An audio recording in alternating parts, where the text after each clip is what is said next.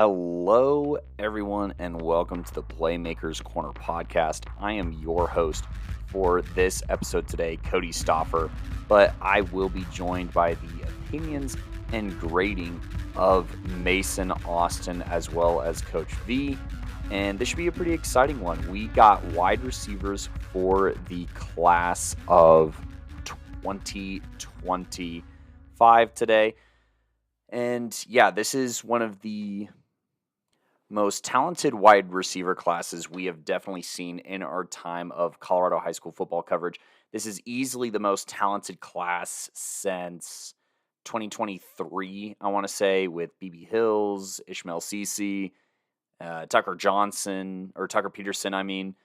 Tucker Johnson was the interior defensive lineman last year, but just a very talented class. Caden Lettuce was in that class as well, and there were a lot of omissions from that list as well that hurt. I think of the older Dooley brother who didn't make that list. I think of a couple of other speedsters who just narrowly missed out, and it's kind of cutthroat, and this list is no different.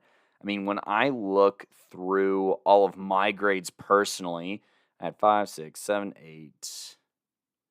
8 grade as at least a 3-star, so in the 80s. And then I had another, 6 guys who were in that 2-star range.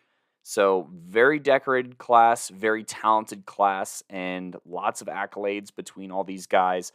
And I can't wait to talk about these guys as well as talk about what Mason and Simon have to talk about these guys as well. Now, the way that we graded these is a weighted system. So we only had 4 categories that were out of 10, one of them being frame, another one being versatility. So not only how are they going to be able to be utilized on offense, but maybe what's their two-way value as well. So versatility, just because it makes your path to the field easier. Versatility is one of the most valuable things you could be, or versatile is one of the most valuable things you could be.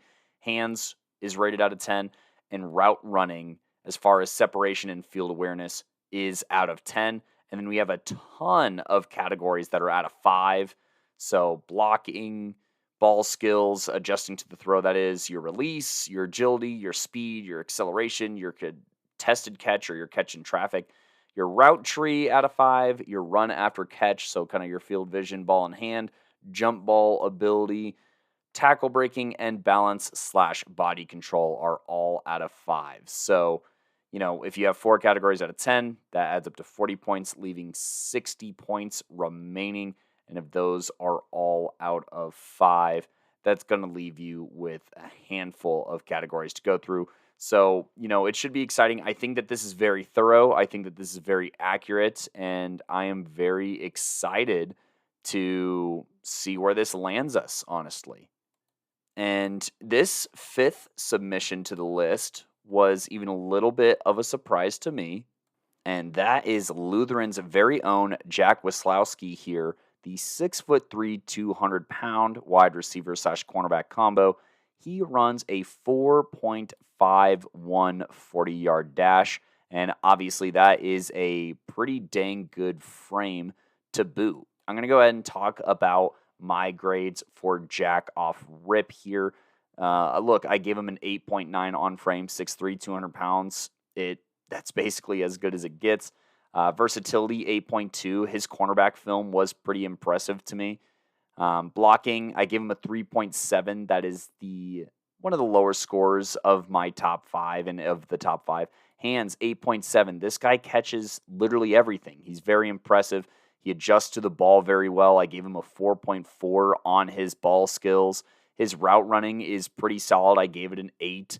And he's super agile, super fast. Just overall, a really good athlete who does a lot of things right. As far as some of his higher ones, I also gave him a 4.4 on tackle breaking and 4.3 on balance/body control. Just a very smooth athlete. 4.35 agility, 4.35 speed. And yeah, I just liked a lot of what he had to offer. As far as things that I thought he could improve on, his release is not one of the better ones. It's actually the lowest of anybody in the top 5 for me at a 3.7. His blocking was also at 3.7. His acceleration was at a 3.8. I think that his top speed is very fast. I just wish he could get there a little bit faster. And then his route tree is only a 4, and his jump ball is only a 4. So those are some of his lower ones, kind of matching that route running / separation. So just a great athlete, but definitely could refine his game a little bit more. And when we turn to Mason's synopsis on him, which, by the way, his final grade for me was an 83, and Mason's final grade for him was an 81.5. What he had to say is he's a deep threat, plain and simple. He's a freak of nature receiver, but needs to refine his skills. His route tree is holding him back. That may be on play calling. I would trust him to go up and get any ball thrown his way, but also could use some time to truly find his stride on the next level. Very high ceiling, D1. So Mason here, also gave him an 8.8 on frame, gave him an 8.7 on hands, gave him a 4.5 on adjusting to the ball, and also looked very highly on his contested catch. Actually graded that at a 4.6. So that is going to be the highest grade, I think, out of any of us. And a 4.7 on his jump ball. Really liked that. Really liked his ability to go up, climb the ladder, and came down with the 81.5. But like he said, route tree, he only gave a 3.8. Route running, he gave a 7. Release, he gave a 3. Blocking, he gave a 3.6. So just kind of unrefined in some of those more finesse areas here. And his acceleration, he also graded lower than his speed. And when we turn to our final grader, Coach V, he gave Jack Weslowski here an 81.7. And he said, quote, he is a freak of nature at 6'3", 200, and the athleticism that he has. Naturally, he's a great jump ball player and maybe the best in the class. The combo of his wingspan and athleticism makes him dangerous. On top of that, he has wheels and can burn corners on a straight line. All of these things make him a great deep threat target and somebody to key in on the red zone. Weslowski also has some sneaky agility and can make some players miss. I do think he needs to work on his releases and route running. As far as releases go, nobody has really pressed him, and he hasn't had to battle off the press often in his career. In addition, with his route running, he definitely rounds off his routes, and I just think he needs to be crisper.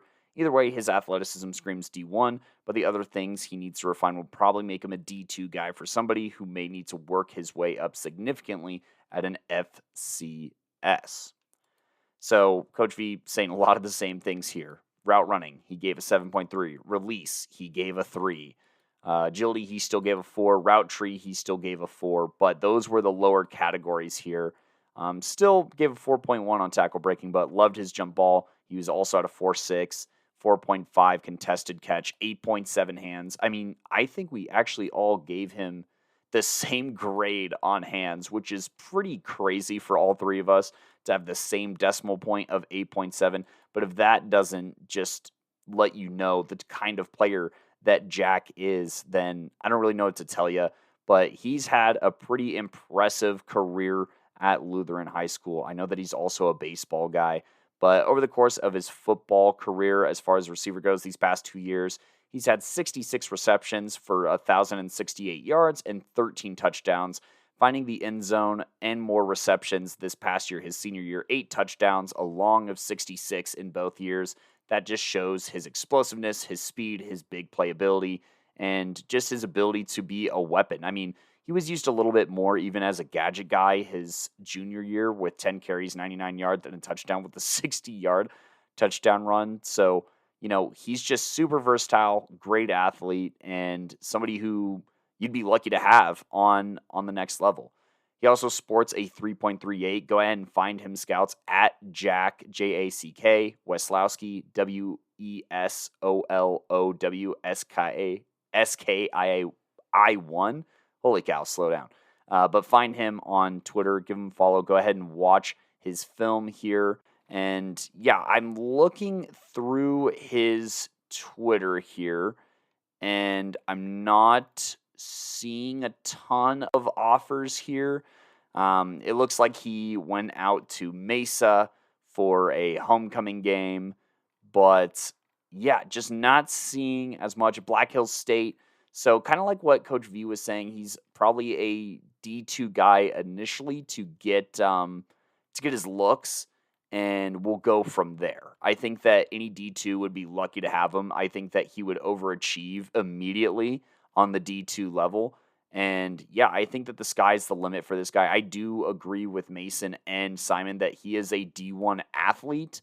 But just hasn't really gotten those looks yet, especially, I mean, it's just getting harder and harder every year for these high school guys to get those looks. So, hopefully one of these schools that listens to us takes a look here at Jack Waslowski, our number 5 receiver. When you look at his overall score here, he graded out at an 82.06 repeating for this 5th spot, with my grade of 83, Coach V's grade of 81.7, and Mason's grade of 81.5. That is Lutheran's very own Jack Waslowski as our number 5 receiver in the class of 25. Turning the page and heading up to Boulder, Colorado is going to be one of the most electric athletes in the entire state, and that is none other than Jordan Rochelle here, grading out at a total of 83.38 between my score, Mason, and Coach V's. And, we started with Coach V last time, or we ended with Coach V, I should say. So we're going to start with him this time here. He has him graded at an overall of an 83.65 and had this to say, saying, quote, he's had a very tough situation at QB in his high school career, playing with at least 4 different QBs and also playing Wildcat quarterback eventually. Through all of that adversity, one thing has always remained: get him the ball. He's proven to be electric with the ball in his hands as one of the shiftiest players in the state and is extremely difficult to get down. While he isn't exactly the jump ball guy or is going to make contested catches, all things I hope he continues to work at, Coach V noted, he's very much a possession receiver who will get you what you need and some. He can easily play running back or even DB and be successful at that because he is a football player. Whatever he picks, he will need to commit to. I think he's a D1 prospect with some things he can work on. But regardless, I think he's a ball player that most D1s should covet. So, obviously, going off of those grades, Coach V gave Jordan a 9 on versatility. That is the highest grade that he gave anybody he evaluated. That's inside the top 5. He gave his route running an 8.6 as far as, the field awareness definitely plays a part in that, but the agility, 4.5. That checks out to a 9 if you double it to a scale out of 10. Speed, 4.35. Acceleration, 4.35. Run after catch, 4.6. That is the highest of any prospect that Coach V graded. Tackle breaking, 4.6. Balance/body control, 4.4. So that tackle breaking, also the highest, and that does come from a ton of his work coming at the tailback position. And I saw a lot of the same things, His tackle breaking, I gave a 4.5. His run after catch, I gave a 4.5. His agility, I gave a 4.5. Speed, 4.45. Acceleration, 4.6. He knows how to kick it into gear, get to that next level, and cause some serious damage. I also gave him a 9.2 on versatility. I gave his hands an 8.4, and I gave his balance/body control a 4.7. I think he's very hard to bring down. I think that he's very aware of the field, and he just maneuvers the field just so expertly here. And, Mason's not going to reinvent the wheel here. He gave him a 4.7 on balance. He gave him a 4.65 on tackle breaking, which was also the highest of any prospect he looked at. A 4.7 for run after catch, which checks out to like a 9.4 if you inflate this to a 10-point scale. 4.3 agility, 4.3 speed, 4.3 acceleration, 8.5 route running, 8.4 hands, 9 versatility. All of that checks out. He says, Mason, that is, quote, shifty, old school type receiver, great after the catch and can make crazy body adjustments, great body control, but can also return on punts. I want to see a bit more. I feel like he's missing one factor of his game that's just above his rest. While he's well-rounded, I feel he could definitely benefit from redshirting a year. I feel like a lot of his receptions make him look bad due to some different changes at quarterbacks over the years. D1 nonetheless, end quote. So, and I think that also their utilization of him as a wing T back did not benefit him super well. I guess you could argue for the field vision, it might have grown something. But as far as developing him as a receiver, definitely threw a wrench into his flow here. And you can see that in Mason's scores. 3.7 route tree, 3.7 contested catch, 3.8 jump ball, 3 blocking in the run screen. That's not really as tied in, but those were some of the lower scores that Mason had. And, I dinged his route tree a little bit at a 3.8, which is crazy because we used to herald Fairview as the place where the spread was run. And I'm not really sure what changed over the past few years in the play calling to introduce, yeah, whatever they got going on there. But, you know, route tree suffered for that, 3.8. His contested catch suffered from that. I gave it a 4. Jump ball, 4.1. He's capable of these things. His route running, I actually kind of dinged pretty hard. I gave it a 7.5 just because I don't think it's as crisp as it definitely could be. His release, I gave it 3.9. So luckily he's been able to do some work to still be a great receiver. His adjustment to the throw, I gave a 4.2. But, you know, those are some things that I know we're not really in love with. Coach V gave his jump ball a 3.8, his route tree a 4, and his contested catch a 3.7. So we're kind of all on the same page here. Coach V actually gave his frame the biggest grade out of all three of us. Mason gave him a 7.9, and I gave him a 7.4. 5'11", 180. He's just a little light here, and I don't think that his route running is good enough to be a slot receiver on day one. So he definitely has some developing to do, but he still obviously made this list. He's still obviously a D1 prospect when you take my score of 83.15, Coach V's of 83.65, and Mason's of 83.35. Like I said, 83.38 repeating, and that is only like zero point 0.5 decimal points behind the number 3 guy. So really, it just depends on what you're looking for, and you should be able to find it. He is not committed yet, but I think he's gotten a couple of different looks here. I mean, it's good that he's able, like Coach V said, to promote being a defensive back. As far as what he's capable of doing, he's capable of being a receiver. He's even a solid running back. So, you know, I think that there's a ton of upside for Jordan here. There's a ton of things to still be excited about. And it looks like he's currently speaking extensively with Montana State, and North Dakota State, according to this article by Brandon Huffman here. I remember he got offered by CU his freshman year along with Beckham Kritza, but I'm not sure if that still stands following the coaching staff change. So, but you know, he's also been offered by New Mexico, and he's going to have a few more visits as well heading into the off season. But overall, a legendary, absolutely legendary high school career. He was literally I think he was in an award race literally every single year, I want to say, between his newcomer of the year performances, his offensive scoring performances, and just everything he was able to do. I mean, let's just look at some of these zany numbers here as, you know, running the football. Almost 300 carries for 2,400 yards and 48 rushing touchdowns. The majority of those coming his senior and junior year, but used a lot in that uptick his sophomore year. And then receiving. He started off as a receiver, had a great connection with Beckham Kritza, literally caught 50 passes every single season, eclipsed over 750 yards every season, with his freshman year actually being his highest touchdown total, 10 receiving touchdowns on 57 receptions for 845 yards. But this year, his senior year, he broke 1,000 yards and had 8 receiving touchdowns. And when you start to look at his kick returning, and his punt returning, he had over 500 total yards there. And he broke 2,000 all-purpose yards this past year, his senior year, 2,125 to be specific. He graduates with over 6,500 all-purpose yards. As far as scrimmage yards, he eclipses almost 6,000, and according to his Twitter, also goes down as the leading touchdown scorer in Fairview High School history with 86 total touchdowns. This guy has a nose for the end zone. He reads the field well, and he's a fantastic athlete. You got to have him on your program. You're going to have to do a little bit of development here. So he's somebody who might benefit from, you know, utilizing that transfer in the future.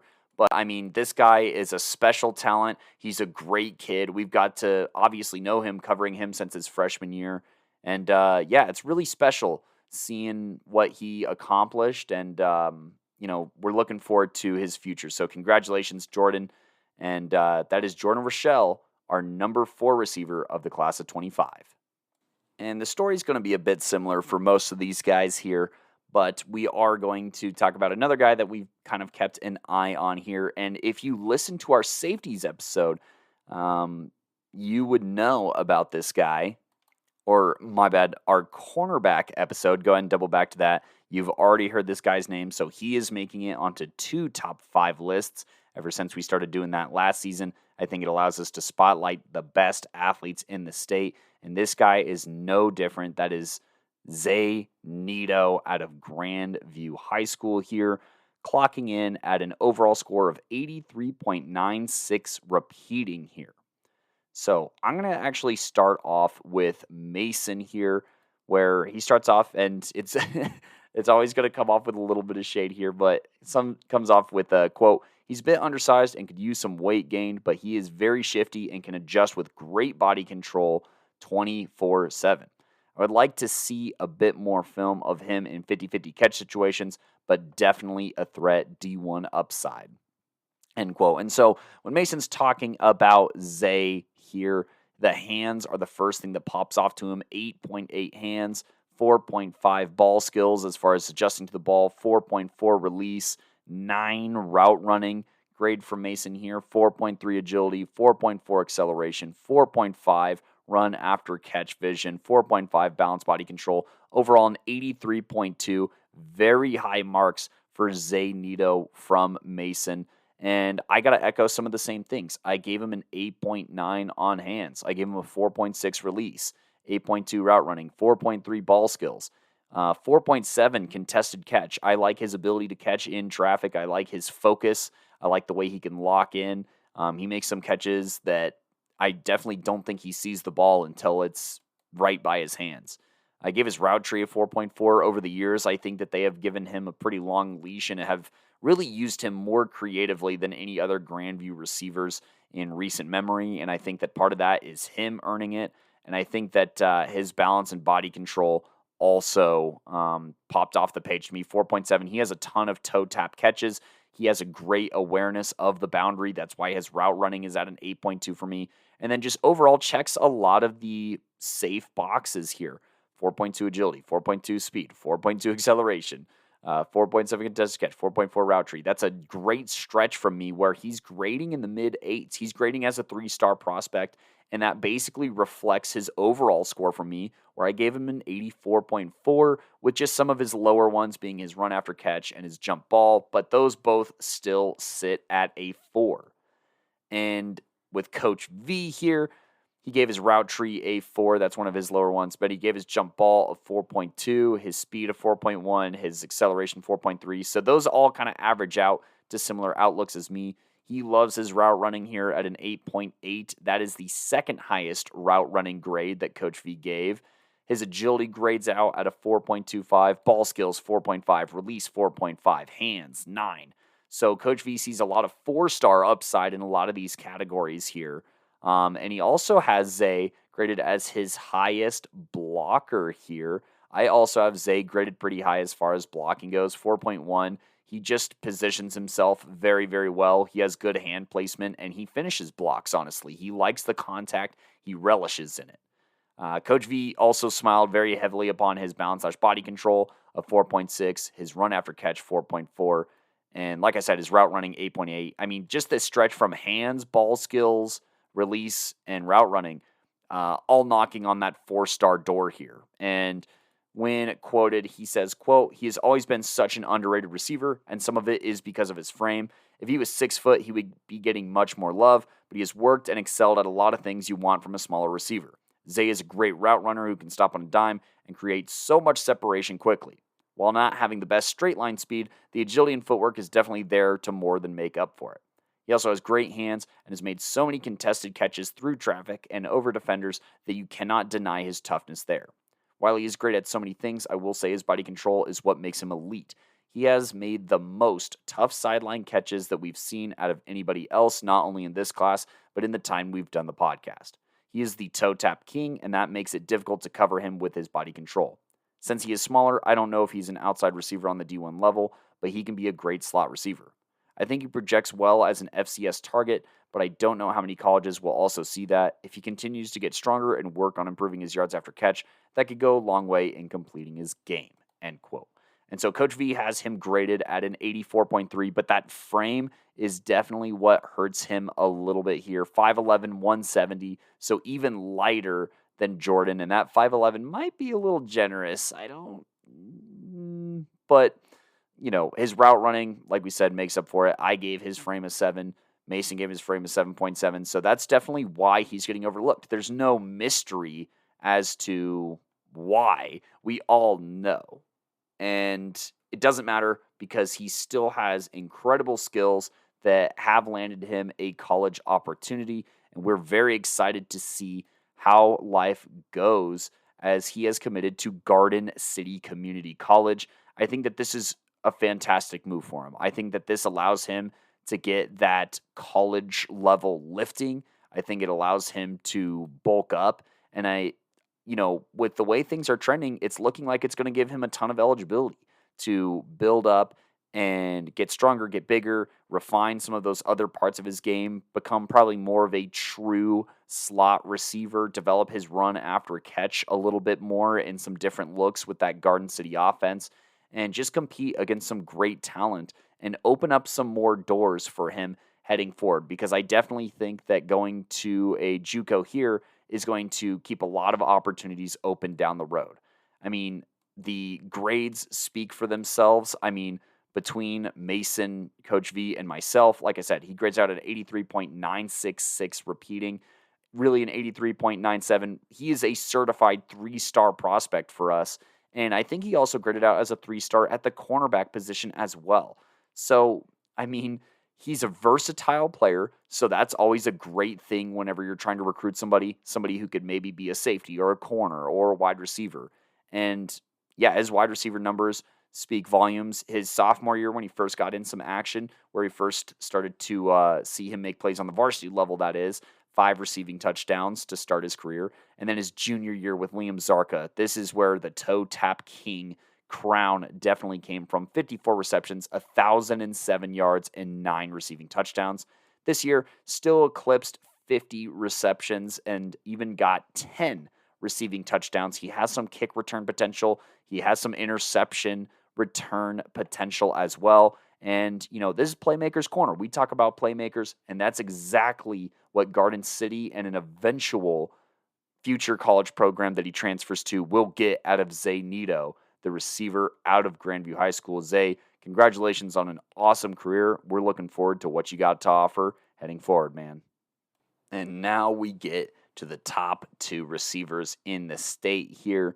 And our number 2 receiver in the senior class is none other than the San Diego State commit, Marcus Mosier, out of Fossil Ridge High School, the 6'3", 200-pound absolute beast from the north here, the king of the north as far as this receiving class goes. He graded out at an overall score of 84.65, very definitively the number 2 receiver of this class and very definitively one of the best receivers in this state here. Got to see him live against the likes of Mountain Vista here. Not his loudest game here, but I mean, the 6'3", 200, that should let you know off rip.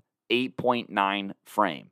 He is the best blocker I think I've also seen as well. At least I gave him the highest blocking grade out of any of the guys that I looked at. I gave him a 4.6. I think he has pretty good hands. His hands are actually graded at the lowest out of anybody here in the top 5. But when you do everything else that he does so well, it's going to translate. 4.3 ball skills, 4.4 release, 9 route running. This guy is such a crisp route runner. He gets open and he creates so much separation on a pretty consistent basis. 4.3 agility, 4.4 speed. I mean, this dude is fast for his size, and he absolutely gets it done. We're talking 10.85 100 meter. We're talking 48.69 400 meter, right? This guy knows how to get downfield. He's a 4'4", 40-yard dash guy, and especially at 6'3", 200, that is absolutely insane. Route tree, 4.7. This is actually the highest route tree out of anybody in the entire class for me. He got to run a lot of different post corners and option routes, and yeah, I think that his skill level as far as a route runner goes is the best in this class. I think that his contested catch is also fantastic. It's the second highest, following a tie at first, at least of guys in the top 5 for me with a 4.5. He is a jump ball guy. I gave it a 4.4. He knows how to climb those stairs, get up there, and win those. And he has pretty good body control, 4.65 here. That is the lowest of my top 5, and only above Jack Waslowski in the top 5 of the PMC grades. But honestly, Marcus Mosher, he's a very impressive receiver. Looking at his film, how could you not like this guy? And that is why he has a D1 opportunity out the gate here. Mason here gave Mosher an overall 83.85. And I think that Mason was a little underwhelmed with the jump balls in his film, but he has great footwork and is a threat to take anything to the house. He's a great yak receiver, and Mason was saying if he was a college, he'd redshirt him and have him work on his jump, just a bit more practice.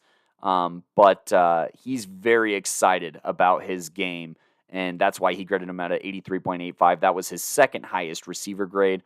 Some of the grades include an 8.5 hands, 8.6 route running, 4.35 speed, 4.3 contested catch, 4.5 rack, and his jump ball still graded out at a 4.1, despite not being as in love with it as maybe he thought he was going to be at 6'3". But his frame, 8.7, that's going to do a lot of the heavy lifting here, and that's going to be a higher grade for Mason on his valuation of Marcus Mosher.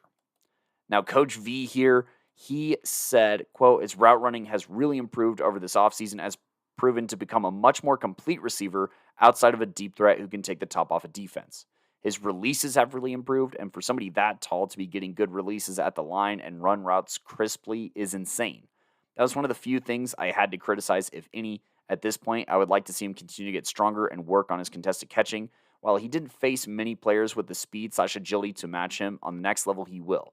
He's easily a D1 prospect and has a bright future ahead of him after such a productive offseason right before his senior year. So, yeah, I think his offseason definitely, I would agree that a lot of the things that I was looking at from his junior year film as far as his route running are what took the major strides. And Coach V reflected that in his grades.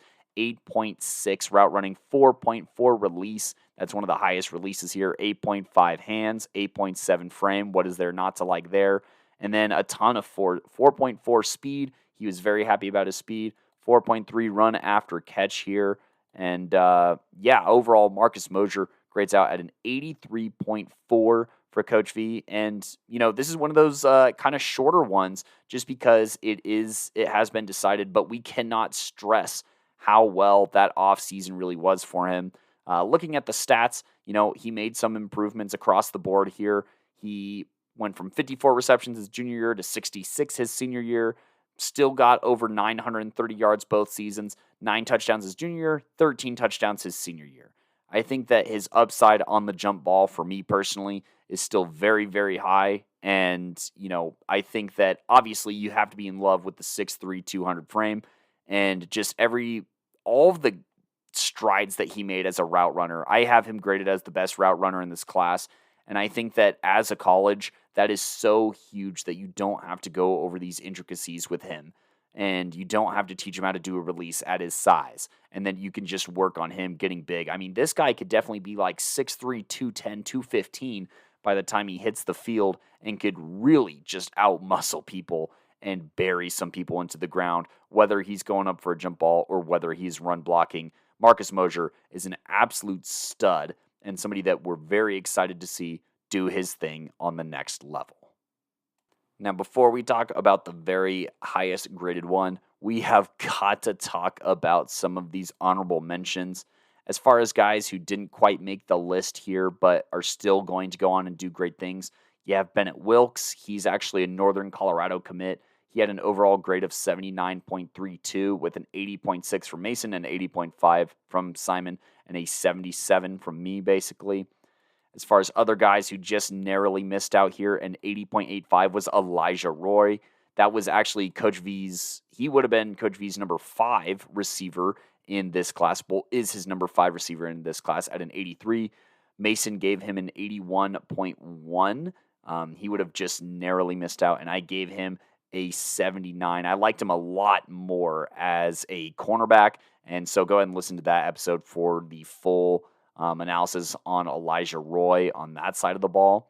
You also have Tanner Turch. He's one of the higher graded prospects, at least nationally. Mason gave him an 80 overall. Coach V gave him a 79.8 overall.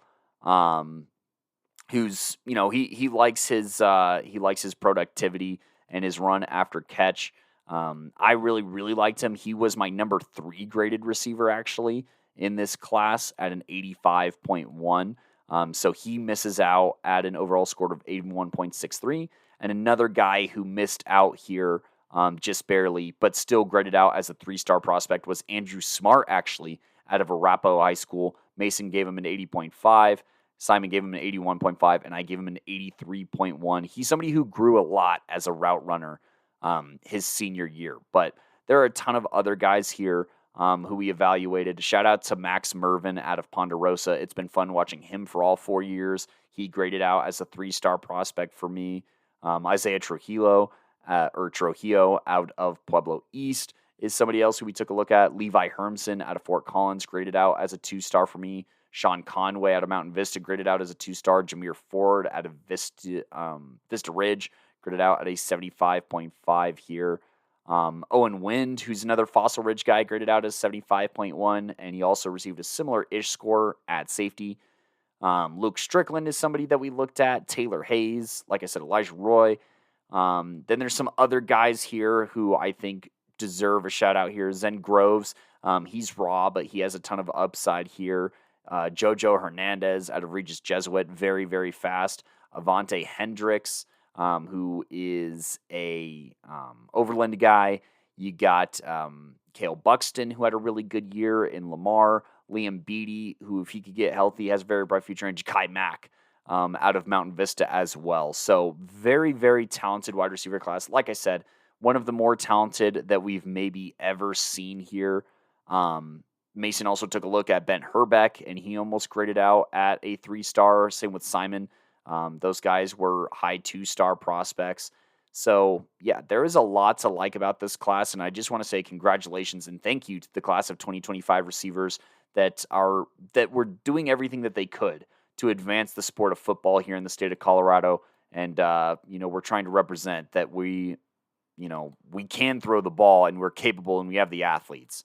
So provided the opportunity, they will show out. And we're not just a 3 yards cloud of dust state all the time, just most of the time. But that is all of our honorable mentions here. So shout out to those guys. But that opens up the door for our number 1 receiver in the class of 2025. And that is Cherry Creek's very own Jeremiah Hoffman here, the 6'1", 175 jump ball specialist here. Also played a few years at Severance High School, and just recently was crowned state champion here. I'm going to go ahead and talk Mason, Coach V, and then myself here. Mason here says, quote, absolutely electric, amazing threat on every play, great route runner, and great first step. It's crazy. He needs to work on his frame a little bit by getting some weight, but definitely a top-level competitor. I think he can play with and against everyone. He will raise his effort level wherever he goes. For example, changing from Severance to Creek this year, he didn't miss a beat. He elevated his game to a new plane. Electric receiver, absolutely unstoppable. If I'm throwing his way, I trust him 1v1 every time.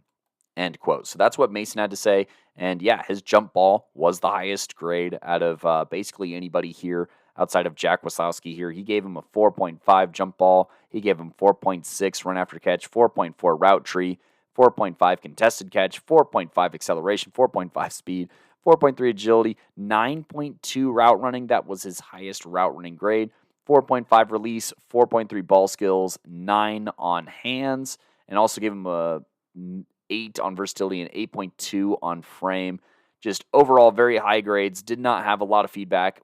his tackle breaking was a lower score out of 4. His blocking was one of his lower scores.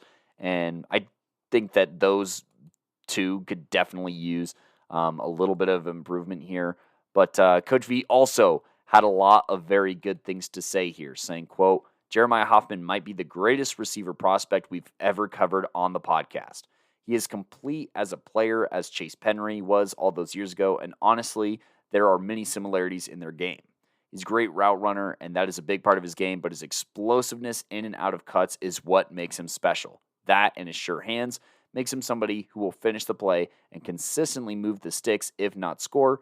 My only critique is I'd like to see him fill out a little bit more, but he will get there. The fact that CU and CSU had such a passive recruitment of Hoffman is one of the biggest travesties ever. He is easily a Power 5 receiver. Just give him time, end quote. And Coach V, I mean, he gave him a 9.2 on hands. He gave him a 4.4 ball skills. He gave him a 4.6 release, a 9.2 route running, 4.4 agility, 4.4 speed, 4.5 acceleration, 4.5 run after catch, 4.4 route tree, 4.3 jump ball, 4.5 balance and body control. I really love that grade here. And even the lower grades, like catch in traffic, 4.2, jump ball, 4.3. I mean, 4.1 on his run blocking still leaves a lot to like here. Now, I dinged him a little bit more in the frame and versatility. I gave those mid-7s there just because I do think that those can grow a little bit more here. And I was about to say, is that as low as it gets? A 4.3 on release and a 4.3 on agility? Yeah, not the worst thing ever. 8.4 route running, I still have him graded as one of the best route runners. I think that he can work on creating a little bit more separation at times or throwing in a couple more fakes, but the effort's there. He has the technique. He has the bag. I think that as it gets more refined, we're going to see a very supreme version of Jeremiah Hoffman, but his ball skills are easily his best trait, in my opinion. 4.7. He adjusts to the ball very, very well. His ability to moss over and over and over again. I gave his jump ball a wicked high score at a 4.8. I gave his balance/body control at a 4.8 as well. Those are the things he does best. He adjusts to the ball. He has excellent body control to do so. I gave his route tree a 4.65. That's super high. That's the second highest, actually. So I do trust him to run the full extent of routes. And I think that he will only continue to get better as he continues to hone in on that perfect timing and continue to grow as a player there. I was about to say his lowest grade for me is his blocking and his tackle breaking, but those are still 8-star or 3-star qualities, 8 out of 10 when you conflate them to the full out of 10 scale. And he overall graded out at an 86.2 for myself, an 87.2 for Coach V, and an 87.1 for Mason. That totals out to an 86.83, very definitively a 3-star guy. Now, when you look at Maya here, he has had some talks here. He was originally committed to Charlotte. He is no longer going to be attending there, but he has some interest from CU, from Nebraska, from UNLV, from Wyoming. He also has been talking to a couple of SEC schools. I want to say it was. So people see the potential. I think he's going to be an absolute steal wherever he does end up going, honestly. And I think that he's going to be a very high-level impact player. I think he's going to benefit greatly from a redshirt year. If he's somebody where you have to sit him and then he ends up transferring the next year, that's going to be a huge gain for him as well. It looks like since winning state, this is a great post here. He has, in fact, been reached out to by Arkansas. He's been reached out to by Portland State, Boise State. Boise State would be a great fit, honestly. I think that they could use jump ball talents like him, Utah State, and a couple of other squads as well. So Maya, he's somebody who Coach V remembers very fondly in his Severance years, putting on some vintage performances here. And then he helped it kind of is our agenda. I am going to claim it a little bit here. He helped reinforce what we've been saying for years, that your classification doesn't matter, your talent matters. And I think that, he easily went from 3A to 5A, and he ended up having to share a little bit more here is the only reason why these stats dip, but these stats are still very impressive. His sophomore years where he really started to get things clicking, 35 receptions, 480 yards, 4 touchdowns. And then his junior year, 64 receptions, 943 receiving yards, and 12 receiving touchdowns. He also had another 480 kick return yards to add on to that for a 1,400-yard season. So overall, just very, very impressive work. And then now his senior year as a member of Creek that also has other D1 level prospect receivers in Max Levette, as well as Elijah Landrum Hamilton here. He did just fine. He still found 44 receptions, 874 yards, 7 receiving touchdowns in a crowded receiver room and a team that runs more of a pro-style pound the rock offense. And that didn't matter because when you have a player of this caliber, he is going to find ways to make plays and show himself as the number one receiver in the state of Colorado.